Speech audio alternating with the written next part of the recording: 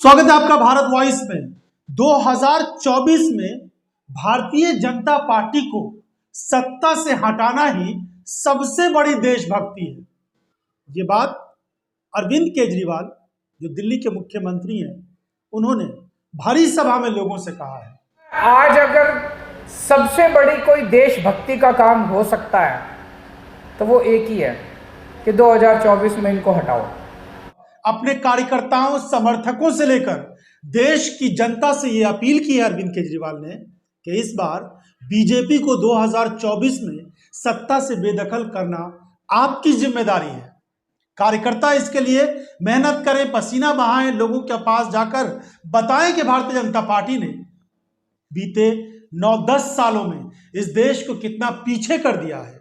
PM Modi ने नोटबंदी करके इस देश को 10 साल पीछे ढकेल दिया और एक के बाद एक ऐसे फैसले लिए जिन फैसलों से देश की आम जनता का बहुत बड़ा नुकसान हुआ है। इसीलिए देश हित में सभी लोगों को एक बड़ा फैसला लेना होगा कि बीजेपी को सत्ता से हटाना होगा।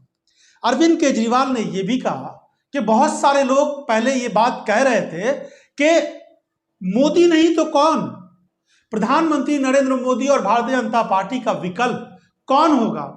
लेकिन देश की जनता के लिए अब इंडिया गठबंधन एक बहुत बड़ा विकल्प बनकर आ गया है और देश हित में इस काम को करने के लिए सबको आगे आना होगा। अभी तक लोग कहते थे विकल्प नहीं है, अब इंडिया अलायंस को सब लोग विकल्प की तरह देख रहे हैं कि ये इंडिया अलायंस, जब से इंडिया अलायंस बना है, मेरे पास बहुत मैसेजेस आए, बहुत लोगों के संदेश आए कि इंडिया अलायंस अगर टिक गया और टिकेगा, अगर इंडिया अलायंस टिक गया तो 2024 में इनकी सरकार दोबारा नहीं बनने वाली। सो आप लोगों की जिम्मेदारी है एक एक घर में जाके अपने दोस्तों से, अपने रिश्तेदारों से, अपनी अपनी कॉलोनी में लोगों से बात करनी पड़ेगी कि इस बार इनको भगाओ। अगर तरक्की चाहते हो, परिवार का भला चाहते हो, अपने पन्ने परिवार की सोचो। और एक चीज है, अंधभक्तों से मत उलझना, देशभक्तों से बात करना। जो देशभक्त है वो आपकी बात सुनेगा, आपके साथ बात करेगा।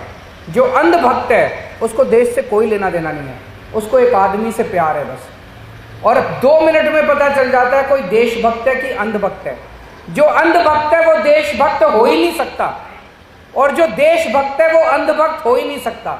दोनों बिल्कुल अलग अलग जातियां हैं। अरविंद केजरीवाल यहां पर ही नहीं रुके, उन्होंने कहा, आरोप लगाया कि भारतीय जनता पार्टी उन सभी के लिए शरण स्थली है जो किसी भी तरह के गलत काम में शामिल है। उन्होंने कहा कि अगर चोरी या उत्पीड़न में शामिल कोई भी व्यक्ति उनकी पार्टी में यानी भारतीय जनता पार्टी में शामिल होता है तो कोई भी जांच एजेंसी उन्हें पूछने की हिम्मत नहीं करती। गुंडों और महिलाओं से छेड़छाड़ करने वाले सभी उनकी पार्टी में है। इन्होंने बेड़ा गर्क कर दिया, सारी इकोनॉमी का बेड़ा गर्क कर दिया। और जितने चोर, चक्के, लफंगे, लड़कियों को छेड़ने वाले, हमारी महिला प्लेयर्स थी उनको छेड़ने वाले, सब इनकी पार्टी में, सब इनकी पार्टी में। इनकी पार्टी एक तरह से प्रोटेक्शन देती है। कोई कहीं चोर, उचक्का, लफंगा गलत काम कराए, इनकी पार्टी शामिल कर ले, उसके बाद किसी एजेंसी की, पुलिस की हिम्मत नहीं है जो उसको हाथ लगा दे, जो उसको कुछ कर दे। अरविंद केजरीवाल की इन बातों में दम इसलिए भी लगता है कि जिस तरह के हालात इस देश में बने हैं उसको लेकर सीधे तौर पर भारतीय जनता पार्टी को जिम्मेदार ठहराया जा रहा है। क्या स्थिति है इस समय देश में? बेरोजगारी चरम सीमा पर, भूखमरी का जो इंडेक्स है, जो हंगर इंडेक्स है, वो अगर आंकड़ों को माने तो बहुत चौंकाने वाला है। और जिस तरह की स्थिति पिछले कुछ सालों में बनी है, देश में जो अमीरी और गरीबी की खाई है वो बढ़ गई है और देश में जो हिंदू मुसलमान के नाम पर राजनीति हो रही है उसने इस देश को बहुत बड़ा नुकसान पहुंचाया है। अरविंद केजरीवाल ने कहा कि महंगाई, बेरोजगारी और भ्रष्टाचार इस समय देश के लिए सबसे बड़ा मुद्दा है और इसी पर फोकस करने की जरूरत है। क्या आपको अरविंद केजरीवाल की इन बातों में दम लगता है? और सच में सबसे बड़ी देशभक्ति यही होगी कि भाजपा को देश हित में 2024 के चुनाव में हराया जाए। आप अरविंद केजरीवाल की राय से अगर सहमत हैं तो कमेंट बॉक्स में जाकर अपनी राय जरूर दीजिएगा। इस वीडियो को अगर आप पसंद करते हैं तो लाइक और शेयर कर दीजिए। बहुत बहुत धन्यवाद।